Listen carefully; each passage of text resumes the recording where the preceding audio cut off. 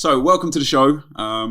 This is the first of the new show, but we did the old show before. You didn't, did you? I didn't know. I watched it though. Yeah, well, I would expect so. So, this is our new podcast, myself and Tobias. If you don't know who I am, you're on my channel, so that's a bit weird. But, I suppose if you're listening at home, if you're listening on Spotify, you probably don't. So, what is the show? This is a podcast myself, Bateson, Miniminter, and A9 Skills did a couple times about 3 years ago. It was just us just shooting the, what's the word that I can use so it keeps PG for brand deals? I got that one, brand deals. It says yeah, there. Yeah, it does say brand deals. Yeah. You it was a lot of FIFA, a lot of football. Yeah. But and then it only lasted 2 episodes. Oh, one of them was actually about clickbait. That was a good one. That was. Yeah. And so I just wanted, I get asked for a podcast a lot. So myself and Tobias are going to be renewing the show. For me, I'm NepentheZ, a FIFA YouTuber, content creator on Mixer and YouTube, and all various platforms. You'll find links for me down below. And for Tobias, I was a FIFA content creator up until the start of FIFA 20. And what happened? We can get into that. We can get into that. But yeah, I was a FIFA content creator. Sellotape on it. Sellotape. Well, next week I'll find out how to print it onto the cards for you. All right? Thanks, man. He did do a good job with the card, though. Yeah. Thank you. I appreciate it. So the format of the show is not going to be. It's not going to be formal like this, and I'm not going to be looking into the camera after this either. And for those of you listening, I'm looking into the camera right now, so just picture that. I'll give him like a little audio thing. The format is it's not going to be FIFA related. It's going to be just about the social media industry, gaming industry, life. Like, we're going to take a lot of comments from viewers and listeners, where you can contact us from ask@theshowpodcast.co.uk. Link will be down below or on whatever platform you're listening on. I said, well, if they're on Spotify, where do we put the link there? They're just going to have to listen, aren't they? Maybe just have to repeat it a couple of times. Yeah, so ask@theshowpodcast.co.uk. Should I do it again now? One more time, maybe? Yeah. But good luck. You never know. Someone might be desperately right now trying to write that down on a piece of paper. Like, crap, what was the rest of it? Was it .co.uk or .com? Yeah, or was it .net? It might have been .net. Now you can confirm it was. ask@theshowpodcast.co.uk. So we will have it on Spotify, iTunes, YouTube, SoundCloud, CBBS, all that sort of stuff. Yeah. CDs, did you just say? CBBS. Oh. Yeah, just like maybe CDs. Target. That'd be pretty cool, wouldn't it? No. MP3. It's a bit What's old it called? isn't it? With the arm that comes on, and like kind of got into the trend last year. With the arm that comes on. Fine. Yeah, albums are released on Stormzy. It started trending last year, did it? Not in the 20s. It came back because Stormzy released his album. It's the new 20s, I suppose, isn't it? So maybe. And so what we'll be talking about is just everything and anything. There's no specific genre, but it will be probably heavily themed around social media and the social media industry and the gaming industry, and because that makes the most sense to us. Yeah, because that's the life we live. Current affairs. We'll be throwing a bit of current affairs maybe some into politics. It. Yeah, maybe talk whatever's about Brexit. going on in the world. Yeah, basically. Exactly. Philip DeFranco came back. Love that. Yeah, brilliant. His first video in like a month, so that was really good. He's got veneers. Oh, does he? I want veneers. Yeah. Oh, okay. Well, not veneers. What the lumineers? Do you know what I didn't know about veneers? I don't know, but I'm sure you're going to tell me. I saw it on Twitter the other day. To have veneers, you have your actual teeth reduced to like stubs. Yeah, mad. And I saw a picture of someone smiling midway through, and it just looked like they hadn't grown teeth yet. Yeah, I didn't know that happened. I just thought they just polished up your teeth. Yeah, no. But no, they don't at all. They literally give you new teeth. Yeah, and then hopefully the plan is to eventually have guests here. Some initial guests. Some people that may have reached out or we might reach out to. A9 Skills way back, Dave Myler. It'd be good if we can get some pro and ex-pro footballers on, some content creators and such. But the idea is generally to have them here in the office with us. Studio. We're in a studio right now. Sorry. Our new studio that's just launched this week. Yeah, that we just built for this podcast. Yeah. Definitely not the office.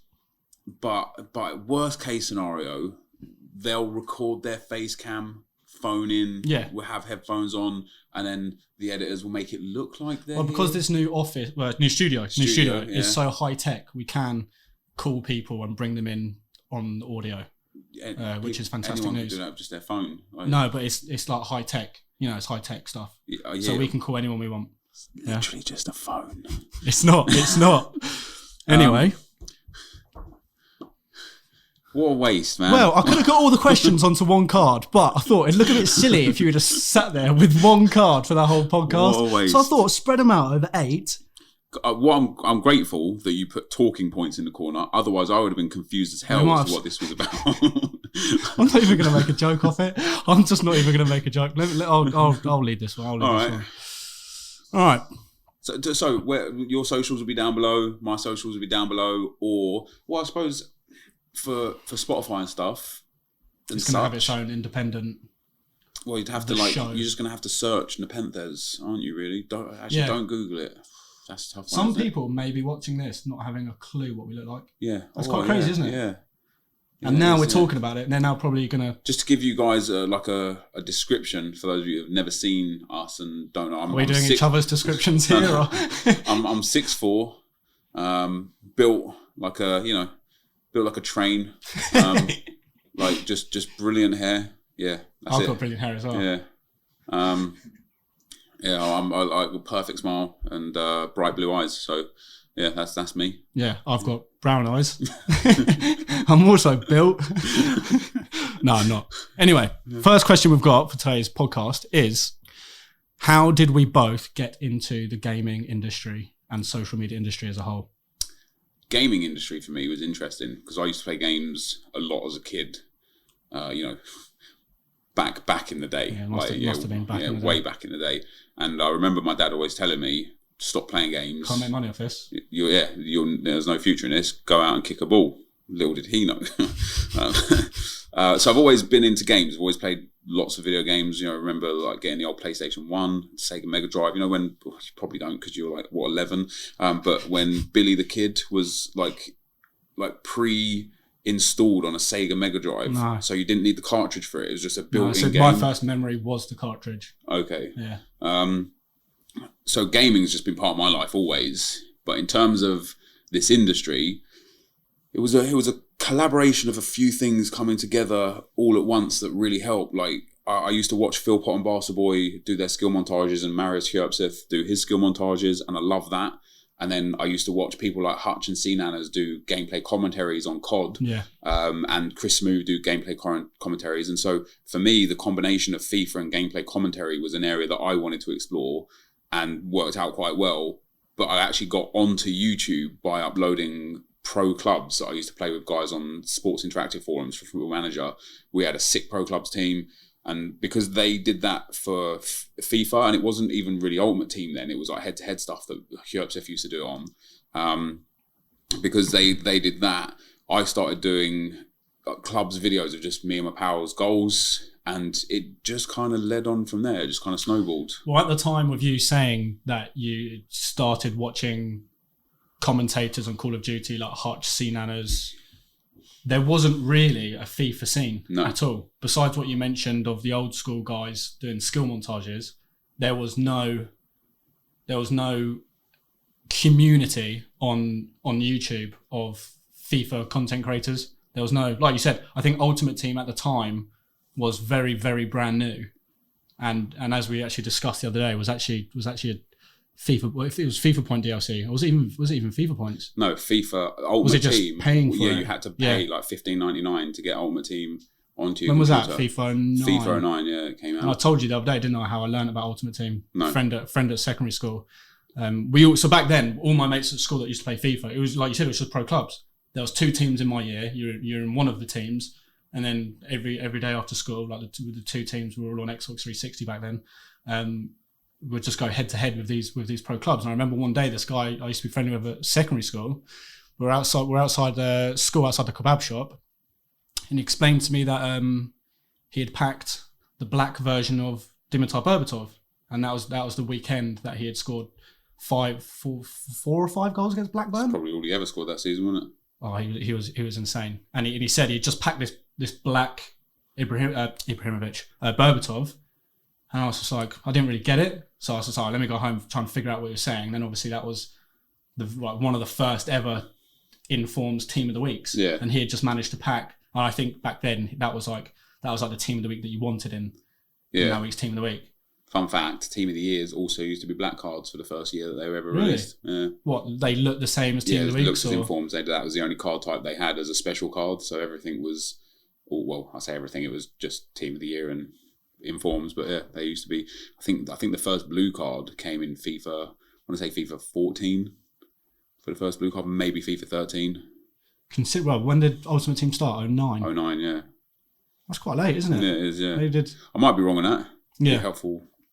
And it'd also be good to know how many, I think I'm French, actually tracks how many special cards we get every year. Yeah, and it's just growing and growing. I saw the comparison of special cards we had in FIFA 19 compared to what we've already had in FIFA 20, and yeah, like the growth every single year is insane, which is good for the FIFA team because it just means more and more promos. Yeah, which isn't a good thing actually. And no, I don't know. No, I don't know if there was a comment about that, or actually it might have been a comment from one of the videos. Promos, when they're once a month or sporadic, are brilliant because people don't know what's coming, and it's like, oh my god, what's this? This is great. When you get a promo every other week, it's not a promo anymore. It is the norm. Yeah. So there's nothing special, nothing new. So then when you don't get a promo, which you wouldn't have got 2 years ago, every other week, you'd be disappointed. Yeah, exactly. So then you're left disappointed more than excited. Before, for example, in FIFA 17, when marquee matchups would be released, it was the first time we ever had marquee matchups. People were like, oh my god, this is crazy. Packs for basically nothing. Those videos used to bang. If I uploaded a video, marquee matchups video now, might as well shut my channel down. Like, nobody cares about marquee matchups. Like, so too many promos has kind of really killed the vibe of what they offered in FIFA. I can see that, because if you're literally, like I said, if you're expecting a promo every fortnight, and you don't get one, or you didn't get a promo that you were looking forward to that we had that week last year, you're disappointed at the game for expecting too much when it didn't deliver. Yeah. So what got you into making FIFA content specifically on Ultimate? How if you started on pro clubs, what made you move over to Ultimate Team then? Well, I used to play Ultimate Team anyway. Like FIFA 11, I really started picking it up. And again, that was mostly because of Phil Pot and Basketball with the Brasilvas and just using those 5-star skillers and scoring 6 goals. So I just started doing the same sort of thing. Before that, FIFA 10, I played the Road to World Cup. I was really good at that game because I found a few bugs in the game that just meant I could score on a whim, basically. So even online, you know how like now everyone manipulates the bugs, and it's easy for people to manipulate it because people make videos on it and stuff now, and it's just really accessible. Back then, if you knew a bug or a glitch, there was no like YouTube channel with 1 million views that you could, or no Twitch streamer with 20,000 viewers being like, hey, just do this. So there was a bug in the game where if you held L1 and just powered cross full power from about the halfway line. What console was this on? On PlayStation. It would just loop over the keeper and go in. So I would like take Nepal, the lowest rated team, half star. I was just going and win World Cup over and over and over. I mean, it got boring eventually because you're just like, I see what you mean. This is a bit crap. But and so I started doing a few skill montages on there because I believe everyone had 5-star skill moves in that game. At least I know like Theo Walcott definitely did. And so I don't know if they just gave like a load of people 5-star skills. So I started creating a few skill montages there, and then that transitioned into FIFA 11 Ultimate Team. And then I got like a little shout out from Wee Peeler back in the day, and just another OG.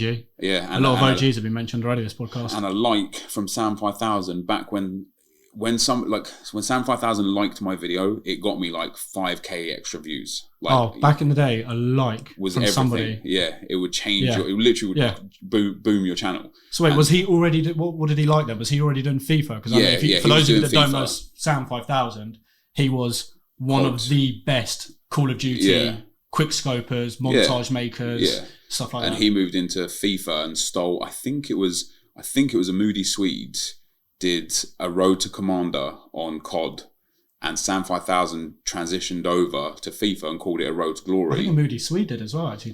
A lot of them did move over to FIFA stuff. Road to Glory, because Road to Glories back then were like, it was the simple FIFA. There was no SBCs, there was none of these no champs, crazy, no rivals, anything like that. Like making 10k coins, you was like a god. And if you grind to save for that 15k inform player, and you bought that episode, wow. That was a big win, and so, Sam 5000 did his Road to Glory, and I just used to love watching that. And he would get, I think back in that day, about like 15, 18, 20k views, which back then was insane, like massive views. So he gave me a like on a video, bumped my views up massively, and then before I knew it, I just started snowballing. You know, I was hitting 8K views a video and then 10K views a video. And before I know it, you know, I remember uploading 3 videos a day, every day for about 2 months, hitting 30K views a video. And I was like, man, this is sick. I'm like, imagine if I could get like 50K views a video instead.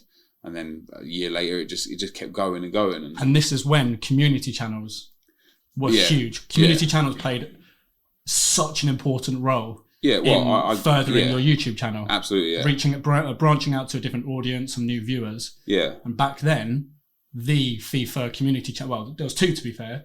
Machinima Sports. There was a time where FIFA started on Machinima Sports, and if you're a FIFA content creator, you wanted your series on Machinima Sports.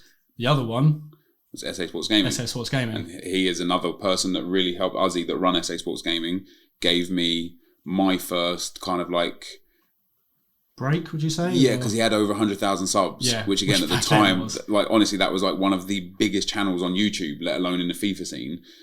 So, you know, getting my videos on there to like 10, 12, 15,000 viewers was doing sick. You know, I was uploading like 2 or 3 times a week to his channel, and I wasn't really uploading to my own channel, like a montage here or there. And eventually it was like, it was the right time to transition off of him with an audience I'd now built to start progressing through my own stuff. And was that Ruin a Randomer you were doing on SA Sports Gaming? No. That was a Road to Glory that I was doing on SA Sports Gaming. Ruin a Randomer. So you didn't even do a Road to Glory on your own channel? No, not until like, I mean, periodically throughout the years, but my first like series was Ruin a Randomer, and then hilariously Squad Builder Showdown. Really? Yeah, and that's what it was called long before AJ3 had Squad Builder Showdown. I did a series where I would build a squad and I'd play against a viewer, and I called it Squad Builder Showdown. And that was that. Because I do remember your Ruin a Randomers back in the day was very niche. Yeah, it was very. Well, that was a blend of the gameplay commentary that I enjoyed from COD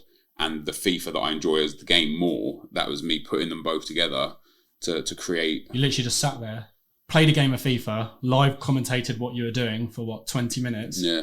And back then, that was revolutionary. Yeah, it was. If you did that now, someone would be like, "What are you doing?" Yeah. Although streaming is like, it's definitely, it still has its merits, and that's part of the cycle of the industry of things that come out of popularity and then come back around and come back in. And right now we're in a transition where what worked in FIFA 15 is really popping off in today's world, and that's like we talked about this briefly the other day about the packs. Right now, last year. And specifically the year before, and then even more specifically in FIFA 17, if I did a pack opening 100 upgrade packs, I would get so many views. You know, like FIFA 17, probably 1 million. FIFA 18, probably 800K. FIFA 19, probably 600K. Now, maybe 100K. Because people don't want like mass or quantity. They want the quality. They only want the biggest packs. And that's because the standard of the FIFA scene has risen. Has gone up massively. Yeah. And it happened in FIFA 15, and it happened in FIFA 15 due to the ease of accessible coins. Yeah. So what happened is you'd get a 15 million coin account, you'd open all these packs, and if you pack nothing, people don't want to see that. So eventually pack openers were like, oh, okay, you spent 12,000 FIFA points, I don't care. It was like, I need to see, like, I need that dopamine rush, I need to see that like sick card. And we're back there now because of how easy it is to make coins on this game, just legitimately rather than illegitimately. We're back at that point where if you don't have like a banging pack, you might as well not upload the video. When I first moved out at 18, you know, when moving to a new house, you're not going to be able to create content for a few days. You don't know about internet. So what I did is I bought a million coin FIFA account. I recorded a live million coin pack opening. These days, and it's with 7.5k packs. Like there's no crazy promos or anything like that. So it's taken you 7,500 coins every single pack, and I think it was about an hour long, maybe a little bit longer than an hour. So what I did is I just chopped it up into four segments. That's four videos. Yeah. That covered my moving transition into moving into a new flat. Every single one banged. Because back then, a video with 200, he's spending 250,000 coins on packs. Yeah, that was massive. That is huge. Yeah. And if you weren't doing it with the coins, you were doing it with the FIFA points.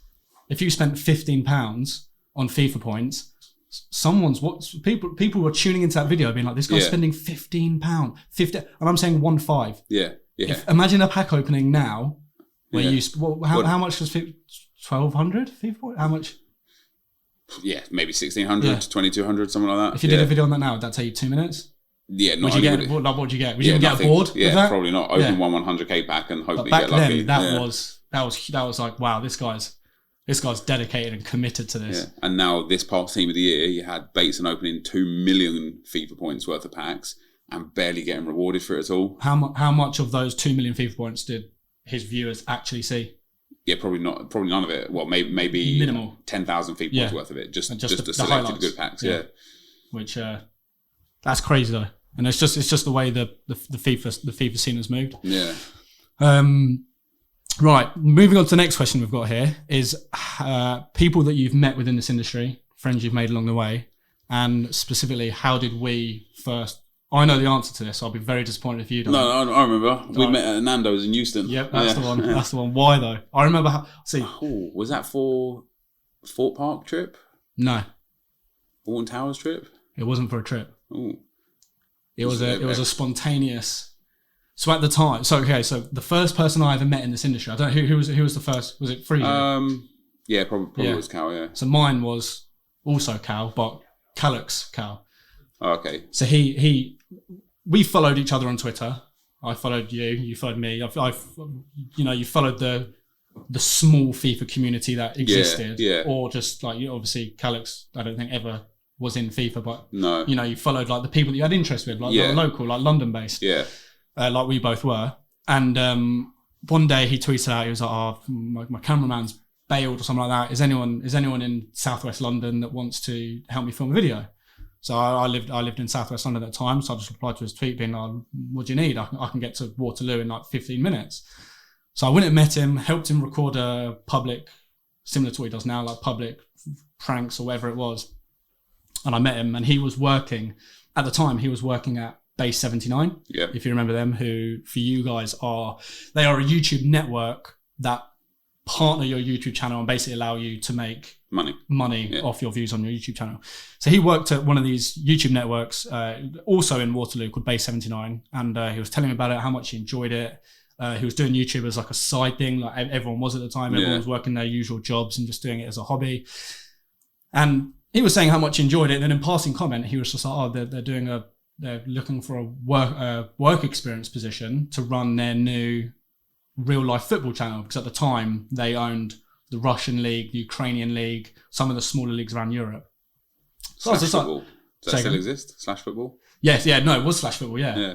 Which I don't actually know if they do still exist. So I said to him, "Oh, speak to your boss for me," and just to say like I'd be interested in that. Let him know if he wants me to send a CV or whatever. So anyway, I got the work experience. At the end of the work experience, it was just a week. My boss back then, Nick, was like, "Oh, do you want to join us full time here and just carry on what you've been doing?" And then one day, Calix came over to my desk and by now, like Calix and I are spending a lot of time together going for lunch and stuff. And he was like, "Oh, I'm going to Nando's in Euston to meet up with who was there? NepentheZ, Calfreezy, Fearcrad, Syndicate was there, I think, yeah. I want to say Spongy Mophead. Yep, she was there. Yeah. There was a small group, and I knew everybody. Yeah. Everybody, not in a big-headed way, but like I followed a lot of the people that were there. But I don't know, I must have been about 16. I said to him, "No way, no, like you guys have got your group. Like I'm coming." He was like, "What? Like we're just going to Nando's, just come and meet everybody." And I was like, "No. Like honestly, like I'm fine. I'm just gonna go home." Anyway, he dragged me there. I met you. I met Freezy. Wow, what a romantic story that was. Yeah. Better than Twilight, that. It was, yeah. Yeah. Right, we're actually going to start moving. I don't know how long we've been going here, but we're going to be moving into a couple of questions now that you guys have actually emailed into us asking. They're not necessarily questions. What's that email address? The email address is ask@thepodcast. I've messed it up. Can we edit that bit out? No. It is ask. He sellotaped it on. Oh my I'm God. on the wrong card. Give me that one. It's on this one here. It is. Well, I don't even. It's embarrassing because I set up the email as well, not because I don't have the card in front of me. It is ask@theshowpodcast.co.uk. That is It doesn't have to be questions. Can I just? That's just reminding me of something. Do you know CBA, right? When someone's like, CBA. Oh, can't. Yeah. What does that mean? Can't be asked. Right. Anyone that thinks that means can't be asked, it doesn't mean can't be asked. It means can't be asked. You know? But how does can't be asked? Right, so I'm going to sense? have to swear for this But when somebody says like, I don't give a shit, like, how does that make sense? It's all to do with the posterior, isn't it? Okay. So I can't be bothered. I can't be asked. Yeah. I just like not asked. Wait, why did that pop into your head? Because ask at the show. So I was just like, okay. I was trying to put two and two together there. I would like to still, although if we could note down, I don't know if there's anyone in the background there that can note down. I would like to understand the origins of can't be asked, so that we can actually revisit this in the next episode and be like, okay, so going back, this is why it's called that. So the first question we do have, we actually received some brilliant. I don't think we're going to have time to get around to them today, but I have picked out a lot of the together last night we picked out a lot of the favourites that we wanted to cover in today's podcast. Don't be so. You picked them out. I picked them out. Just be proud of the fact that you did it. And then I double checked with the host of the show. But the first question we have today is, what is your opinion on VAR? Do you agree? I mean, this is going to be a long one, but do you agree or disagree with how VAR has been implemented in football / the Premier League so far this season? I think VAR should be an incredibly useful tool that is terrible. Agreed. And that is because there needs to be no blurred lines. It just needs to make the decisions or not. It can't be only if the ref made a clear and obvious error. Okay, so that in itself is a blurred line. What is determined as a clear and obvious error? Why can't... Okay, so like you just said, VAR, the written rule of VAR is to change a result if there has been a clear and obvious error. Right. Are we agreed on that? Yeah. Why can't a ref... They're all mic'd up. There's screens. There's essentially studios now of a team of referees looking at not millions, but tens of angles. Why can't a referee just say in his ear, "I'm not sure"? Yeah. I'm not sure on this one. Football happens so quick. Go and have a look yourself. Yeah. Can you please? Why does he have to make an error? So if he's not sure, is he meant to guess and then rely on VAR? Yeah, why can't he just say, "Guys, I'm really not sure on this. Was that a penalty? It wasn't? Okay, carry on. Guys, I'm not sure. It is a penalty. Okay, thank you for helping me out." So to a degree, the ref himself is irrelevant. Yeah. Right? We might as well remove a ref, have like a stadium whistle. So when the stadium whistle goes, you just stop playing. Yeah. And then have VAR and maybe just have a guy on the side that's like, yellow card for you. Right? But obviously not to that degree. But the ref has little value on the field because of VAR. But even small things such as like, whose corner was that? Or was that corner a goal kick?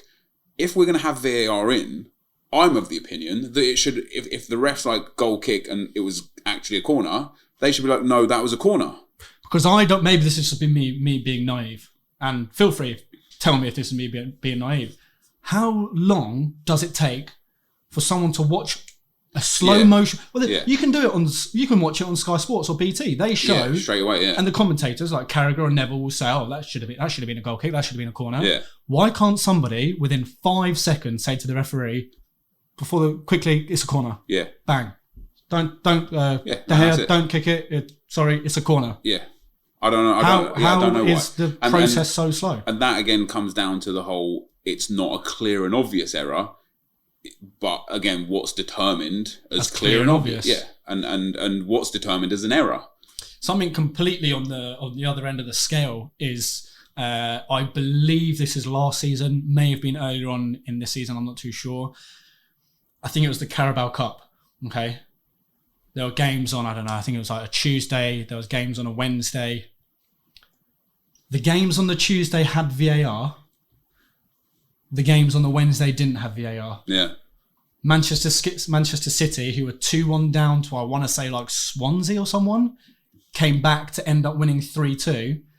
And like 2 of the goals were miles offside. Yeah. Yet there's VAR being implemented in the other half of the fixtures. Yeah. Am I missing something there? Or I think that's because of Swansea Stadium. Premier League stadiums only have them in. Yeah, right. But again, that's stupid. So either all have it or none. Yeah, you can't have it mixed. But yeah, I think VAR needs to make the decisions regardless. Not wait for the referee to make a mistake, is what you're saying. Yeah. If it's not clear and obvious, like if 2 players go in for a ball and it just pops off, the ref has to make a choice. 2 years ago, before 2 years ago, before VAR, he would have had to make a choice, and you judge that based on the flight path of the ball, the angles that the players go in and out. You could generally get it always right. But now that VAR's there, just remove that from his repertoire of things to do. Just be like, okay, going forwards, we're going to tell you always with absolute certainty whether it's a throw-in for Team A or Team B, a goal kick or a corner, inside the box or outside the box, all of that. Because that decision-making isn't a long process, right? No, it's tiny. Yeah. Like, the slowest process. The quickest shot, sorry. Another thing that's been stressing me out with VAR and recent game weeks, to be fair, in the Premier League, the amount of ridiculous, and I can't say ridiculous enough, offside decisions that I'm seeing at the minute. Yeah. Because someone's armpit. How do you have an armpit? There was a goal recently where it was decided the armpit. How are we disallowing goals from a sport that goals are huge? Yeah. Absolutely huge. Because the player's armpit is offside.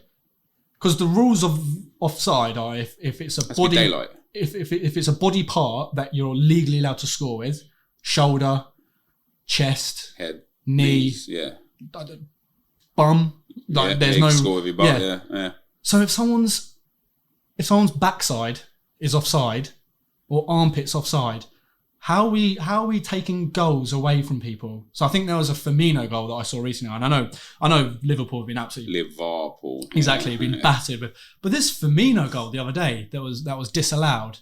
The one with the foul on De Gea. No, it was a few weeks before that. He was literally in line with the defender, which for me, I don't know what the official laws in FIFA say, but for me, was before VAR, was in line, not attackers benefited. Well, that's why I said it had to be daylight. Yeah. The linesman had to see daylight between the attacker and defender, and now all of a sudden you could be a millimetre offside, and that's not in line with the integrity of the sport. No, that's not at all. petty and useless, and just it frustrates the crowd, like frustrates me as a viewer. You know, where I'm like, okay, that's a perfectly good goal. But his shirt, the wind had blown his shirt, and so his shirt was offside, and so now that's, there have been some horrific ones recently, and that's one of the biggest problems with VAR is the fact that it's there to try and correct mistakes from the ref, and it's making mistakes itself, because it's not actually a machine that gives a finite answer. It's 4 other refs or 3 other refs just throwing their oar in, like, I think this, and I think this. Like, sure, they can slow it down and see angles and stuff, but ultimately it comes down to their opinion. And because of this whole like referee union thing, they hate to go against the ref, his initial decision. Who was it the other day that was called? How was it? So the centre half and the forward were literally in line with each other, but the attacker had the initiative to prepare himself for a sprint for the loose ball or something like that. So the attacker, you know, if you're getting ready for a race, your head is in front of the line of your feet. Yeah. So he's like that. His feet, however, are about a foot on side. But because he's proactively predicted the loose ball, he's been penalised because he's got ready to run into the open space, whereas the defender's been poorly positioned, standing up straight. But because his feet were on side, but that's not what the rule book says. Because it says any portion of your body that you're legally allowed to score, because it was his head. It's tough. So would you then argue, for example, if we are bringing technology into football, would you say that the offside rule needs to be readdressed or re-ruled? Yeah, 100%. But also, because of VAR, what they can do is, like, let's say in that example, you have a guy whose head's offside and his feet are onside. Mm-hmm. Let the play continue. If he scores with his head, you're offside. If he scores with his feet, goal stands. Or, I would say, why don't they change, because like I've said already, I've repeated myself here, I apologise, it's a portion of your body saying it. Like your whole body has to be offside. You could literally, you could just make it your feet. Yeah. Because then there is no subjective, is his armpit sticking out more than his shoulder? But then where does is it my feet versus your feet, or is it my feet versus the defender's body? So feet, literally feet. Because then there's no area for subjectiveness, right? Yeah, it's just because you're either onside or you're not. Yeah. Because it doesn't matter if I'm preparing myself to run and you're a poor defender and you're not. Yeah. If our feet are onside, or if I've already gone to run and my foot is offside, that's fair enough. There's no silly. That's just, you can't cancel a goal in football for an armpit. Yeah, I mean, you can tell VAR is not doing its job because people are having discussions about VAR in the first place. Yeah, that in itself is enough to know that it's just not doing what it's set out to do. Have you ever listened to a podcast and heard, do you agree with goal line technology? No. Have you ever heard someone ever say, do you agree with goal line technology? No, because it just determines whether it's a goal or not. Yeah. It's absolutely flawed. And I do think, so answering the original question, which was, do I agree with it? Do I disagree with it? The concept of VAR, I'm 100% for. Yeah. I'm 100% for. No one should ever have an unfair advantage or disadvantage in football, whether it from a goal, like you said, whether it from a corner or goal kick. That deserve to be something else, yeah. 94th minute, it's 1-1. That corner versus goal kick is huge. Yeah, it's a game changer. Interestingly, in the Arsenal-Chelsea game, Jorginho, who I believe was already on a yellow card, about to go to half-time, one of the Arsenal players whips the ball in, it hits Jorginho on the hand, clear as day. Again, I don't think his hand was in a natural position, so I think it would have been a second yellow or at the very least a free kick for Arsenal. So it wasn't an unnatural. It was. I believe so. I'm living off of my memory of that one time of watching it. I may be wrong, so forgive me if I am. But ultimately, it's something that VAR should have checked and the ref should have played with. 5-6 seconds go on. Chelsea clear the ball. Ref blows for half time. So now we don't get what happens now if that was handball and we should have had a free kick with 5 seconds left on the clock. But because he's blown for half time, it was in a dangerous position. Yeah, very right on the edge of the box. Yeah, right. So now, should we bring the players back out and be like, okay, actually, this should have been a free kick here. Get yourselves back out here. Let's take the free kick. Or that's where I think VAR should just say to the ref, that hit his hand. Stop the game. It's a free kick. Well, you're still allowed to give fouls after the whistles have gone, aren't you? No, but which game was it? There was a game where a goal was scored and the ref had blown his whistle for an offside, which would have stopped the game, and the VAR wouldn't have been able to intervene at that point. It would have been too late because the ref had blown his whistle. But because the ref had blown his whistle just after the board crossed the line going in, it counted. Yeah. And the commentator was like, wow, if he blew his whistle like half a second earlier, that goal wouldn't have counted. And that again is another thing that's just stupid. But basically the ref's whistle cuts like the VAR check eligibility, I suppose. So we're both pro VAR. Yeah. But it has a lot of adapting and changes that need to be made. Next question. We have a decent one. Actually, this is a really interesting one. All emails, by the way, are anonymous, just for if anyone has a question that they don't feel comfortable asking in real life, speaking to anybody in any issues that they're having in their real life. They're more than welcome to email the email address and remain completely anonymous. If FIFA was to dry out or you were lose, if you were to lose complete interest in the game, how would you and the rest of the community respond? And would you be able to maintain your lifestyle? And if so, how would you maintain your lifestyle? I think if FIFA dried up, it would be because of a competitor. Because people like football is the most watched sport in the world. Football's never going to get boring. Yeah, football's not going to change, and so football games are always going to be relevant and prevalent. And because of that, the premier football game, no matter how bad that game may be, will always be the best. So if that is PES in 5 years' time, then it's PES. Then I'll just be a PES YouTuber and content creator instead. And so, I don't think FIFA or football games will ever die out to that degree. I just don't see it. Maybe that's me being naive. You never know what's going to happen. But in terms of my lifestyle, I actually live up until recently, the last few months and stuff, where I've kind of started to expand what I'm doing and where I'm going in life. I've lived a very withdrawn life. I don't splash out on luxuries. I don't drink or smoke. Never been into drugs. I don't have unbelievably expensive watches or jewelry or anything like that. So I've got a good foundation of income outside of content creation that I could live off of. But even within content creation, I still get good enough views playing other games to the point where I'd still be able to live on a streaming platform Yeah. or whatever. Yeah, still just streaming and YouTubing Fortnite or Call of Duty or whatever game is popular at that given moment in time. So I'd still be all right. And that's why social media these days is so important to a lot of content creators, because let's say YouTube got shut down tomorrow. Yeah. Let's say you don't have your channel anymore. What do you have? Your Instagram, Twitter.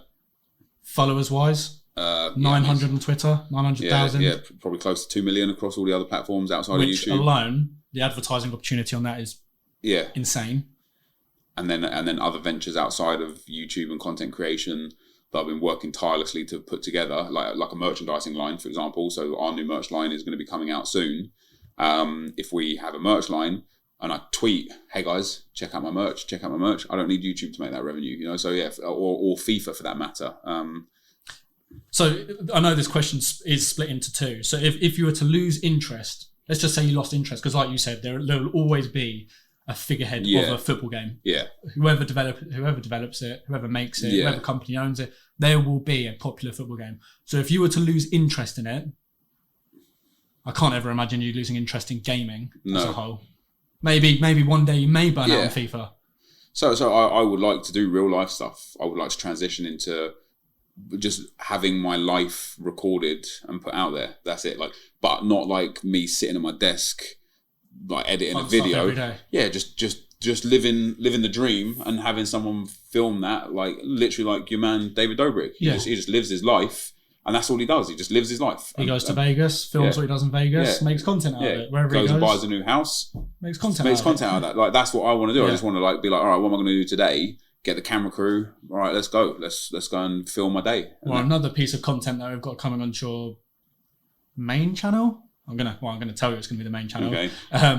We're gonna take the car down to the racetrack in the next few weeks. We're gonna start banging that. And that's gonna be another bit of content that. Yeah. So even if you did lose interest in FIFA or whatever, or gaming, whatever football, there's still plenty.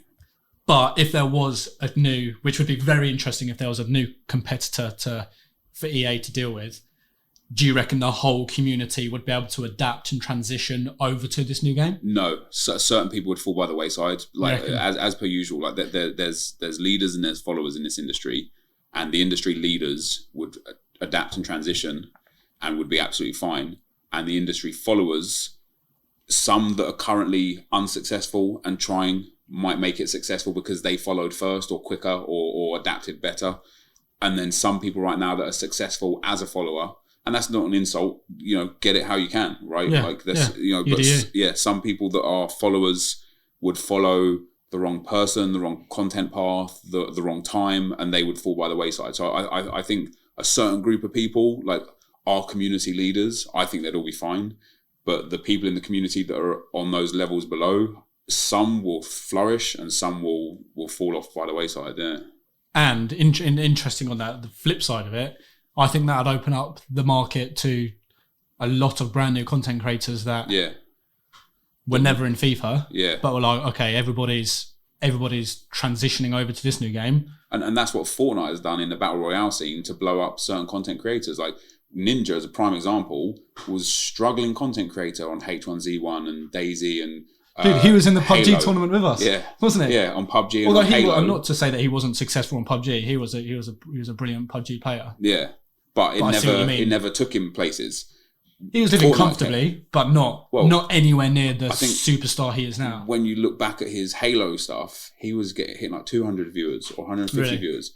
Then, you know, obviously there was more of a transition than 150 viewers to 100,000 viewers, but Fortnite just took him and carried him and allowed him to progress. And if there was a new football game, like let's say PES did just change it around and next year released a game that's just insane and competes with Ultimate Team and so on and so forth, you might get 2 or 3 guys that go over right there, now, just moseying along, doing good, trying to make a living out of this, that just fly and go to the stars. And a lot of people think, but the amount of times I've been asked, because I've been a high viewed and high subbed YouTuber for the longest time in this industry, especially in the FIFA community, but I've never been the most subbed. There's been a couple of months where I've been the most viewed, but never really been the most subbed. People always ask me, oh, how does it feel that Road to Shore has more subs and views than you now? How does it feel that Bateson or A9 Skills get more views than you now? How does it feel that Nick28T gets more stream views than you now? I don't care, because if they're getting more, that means there's more. You know, like that means the community is growing. Is growing. If everybody started dipping down and you were the only person at the top, I'd be scared. I'd be like, holy crap! If I fail, there's no one that I can look to and be like, wow, I can still achieve things no matter what. I'll be like, man, this is the end. Yeah. So I welcome the community growth and people coming in, like people from other communities. You know, if a COD creator now, like let's say Nadeshot or Courage from Fortnite came in, started playing FIFA, I wouldn't be mad at that. I'd be like, you're bringing millions of new people to my community. I'm winning. And it's the exact same. I know you were asked a question when you joined Mixer. And were you 6 months on Mixer before Ninja came over? Yeah, about 5 months. I remember seeing people in your chat. Are you like? Are you not? Are you annoyed? But like, is it an issue that Ninja is now on the same platform as you? Hell no. Why on earth would it be an issue? He just brought over like 5 million people. Yeah, that's big. How many of those 5 million people play FIFA in their spare time? Probably not a lot. But enough that it might make an impact, you know, even if it's 1,000, that's 1,000 new viewers I could get. Yeah, like if they're browsing, well, you do play Fortnite as well. Yeah, exactly. Yeah, if they're browsing the Mixer directory and they're like, okay, who's this guy playing FIFA? Why has he got 3,000 people watching him? Now, boom. If they did somehow miraculously find you amusing, they might be like, all right, this guy's jokes. I'm gonna follow him, and this brand new audience that Ninja's brought to Mixer that I'm now benefiting from. Now Shroud? Yeah, now Shroud and the next King Valion, like God knows who else. Yeah, maybe Twice Gaming, like something like that. Like, who's that? Yeah, just some Twice Gaming's not been around for a couple of years now. Nah. But I think that is the. That's the end. That's the end of the show. So we got through. I told you, man. I told you wouldn't get through all of these. Well, we got some great stuff. We do have some brilliant questions. I actually would like to end Okay. Just on one. And it says it's a bit of a dark and taboo topic in many ways, but I'd love to see you have a little talk about mental health and the coping mechanisms that work best for you and any other bits of advice you have for someone struggling. So we're not going to go through this today, but I just want to say... We do want... both of us have agreed we want to cover this in like almost a dedicated episode, but I do want to say if you are struggling with mental health, it's not... There's no shame in seeking help. Like, talk to someone, get your feelings out there. It's important. So we will link down below to... any, Movember Foundation, the Men's Health Organization, and any mental health for me specifically, men's mental health is important because of the community and industry we're in. But yeah, we'll link down below to all of the mental health organizations, and we'll cover that in deep in another episode. And if you did contact the email address and you had, because we have had, I think there's one here that is the most well-worded, not question, topic that we both of us agreed we really wanted to cover in today's episode. We didn't get around to it. Don't think that if you did email us in yesterday and we haven't answered anything that you asked, it's probably in this pile, and that's not going anywhere. That's going to stay there until episode number 2, and we'll get those covered again. But yeah, if there is anything that you guys want to hear discussed, asked, go on, say debated. Hit me with some other words that go along with these. Use sellotape, guys. Use sellotape. Email in at ask@theshowpodcast.co.uk.